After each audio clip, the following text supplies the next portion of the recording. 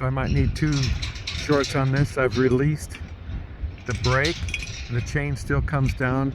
The well is dry. It's got electric well over there, but now that it's going, if you're brave enough, you can climb up to the top of it and oil it. But it's a great nostalgic thing. My guess is it's probably put in here in the 1930s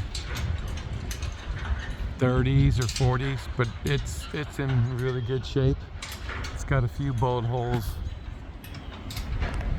It's got a few bullet holes in it. The Aero motor from Chicago. But we really like it. It's novelty.